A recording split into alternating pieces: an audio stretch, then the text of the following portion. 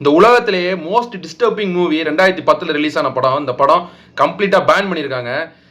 இந்த படத்தை பார்த்துட்டு எப்பா ஒரு மாதிரி என்னத்தை சொல்கிறது, ஒன்றும் சொல்கிறதுக்கு இல்லை. சத்தியமாக மைண்டே ஒரு மாதிரி பிளாங்க் ஆகி ரொம்ப எஃபெக்ட் ஆயிடுச்சு.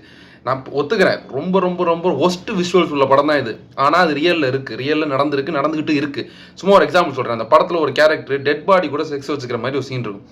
பார்க்கும்போதே கோமட்டிட்டு வந்துடும் ஒரு மாதிரி அது பார்க்கும்போது. ஆனால் ரியலாக இந்தியாவில் தான் நினைக்கிறேன் ஒரு ஹாஸ்பிட்டலில் இருக்க டெட் பாடியை தூக்கிட்டு போய் ரேப் பண்ணுறான். சிசிடிவி கிளிப் வந்து ரீசெண்டாக அது ட்ரெண்ட் ஆனிச்சு.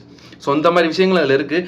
படத்தோட கதை என்னன்னா, ஒரு ரிட்டையர்ட் பான் ஆக்டர் அவர் வந்து இப்போ ஒரு வீட்டில் அவர் இருக்கும் போது ஆர்ட் ஃபிலிம் ஆஃபர் வரும். ஒருத்தன் கூட்டிகிட்டு போயிடுவான், அவர் போய் மாட்டிக்குவார்.